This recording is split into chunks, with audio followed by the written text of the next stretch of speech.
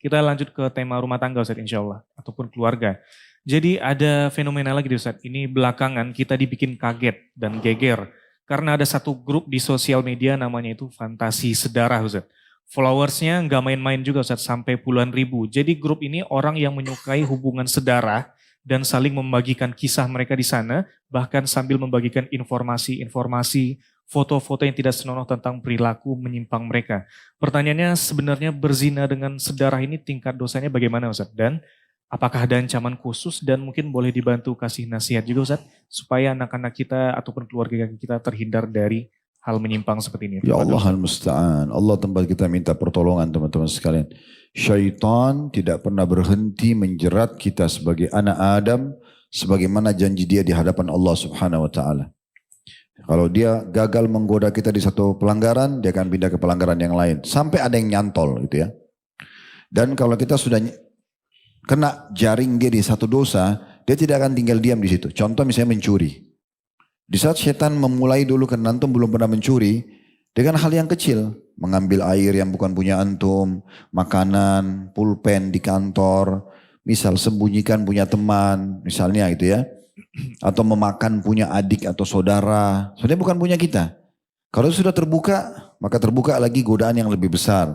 Sampai nanti kita melakukan perbuatan di satu dosa itu terlalu banyak berentet kemana-mana. Ada orang yang akhirnya kena terus diikutin hawa nafsu yang setan bisikkan. Dari mencuri kecil ke mencuri yang sedang, mencuri yang besar. Akhirnya tidak sampai situ. Setan mulai bisikin karena sudah sampai pencurian besar, sudah merampok. Ya, akhirnya diikuti dengan pemerkosaan, diikuti dengan membunuh, diikuti dengan mencaci maki. Jadi numpuk satu dosa dalam satu perbuatan. Dan pada saat orang ini sudah terjerat dalam dosa tersebut, ya maka setan akan berlepas tangan setelah itu. Nah begitu juga dengan masalah perzinahan. Teman-teman sekalian, kontrol diri kita. Dimulai dari tontonan. Tontonan itu berbahaya sekali. Tontonan. Kalau sudah terbuka pintu tontonan yang haram ini, film-film porno mulai dinonton, rusak fitrah biologis kita. Akhirnya suami istri pun kalau melakukan hubungan biologis yang halal, mereka akan membayangkan yang ada di film itu. Rusak fitrahnya. Bukan lagi istrinya yang dinikmati, bukan lagi suaminya, tapi yang ada di gambar ya, yang dia lihat. Dan setan tidak akan tinggal diam di situ.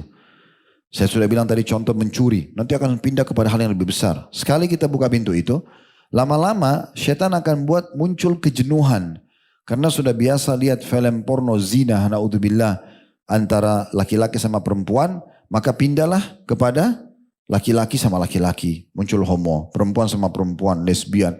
Lebih jauh daripada itu karena sudah rusak sekali dia, sampai biologis sama hewan misalnya. Itu terjadi, dirusak terus sama setan, dia tidak akan tinggal diam. Supaya nanti orang ini kalau mau tobat, dia dihantui dengan perasaan terlalu banyak kesalahannya. Dan dia rasa tidak mungkin dia tobat, itu yang terjadi. Jadi jangan buka pintu itu, makanya Allah bilang, wala taqrabuz zina, jangan dekatin zina itu. Dekatin saja jangan, karena sekali terjerumus itu akan susah untuk melepaskan diri. Ada saja langkah-langkah setan untuk menjerumuskan kita. Nah diantaranya adalah orang seperti ini. Ya, mereka karena tidak faham agama Islam, kalau haram ada namanya mahram. Mahram berarti haram untuk menikah dengan mereka. Ini orang yang menikah saja biologis halal tidak boleh, apalagi berzina. Apalagi berzina, itu tidak dibolehkan. Dan Nabi SAW pernah mengutus satu orang untuk menghukum seseorang yang menikahi mantan istri ayahnya. Itu mahramnya. Ya, agar dihukum. Karena memang dia melakukan pelanggaran. Jadi ini tidak boleh teman-teman. Hukumnya haram. Di bab zina, yang paling berat adalah zina dengan mahram. Orang tua sama anaknya, ibu sama ayah sama anaknya, saudara sama saudaranya. Dan ini saya sangat yakin bermula dari tontonan-tontonannya. Karena mereka sering tonton. Syaitan perlihatkan itu. Orang-orang yang membuat film-film ini tidak akan puas. Dia pun akan selalu buat inovasi. Kalau dalam biologis apa? Ya satu saja sama sebenarnya. Hubungan biologis itu satu, tapi dibuatlah varian-varian sama mereka supaya orang tidak jenuh.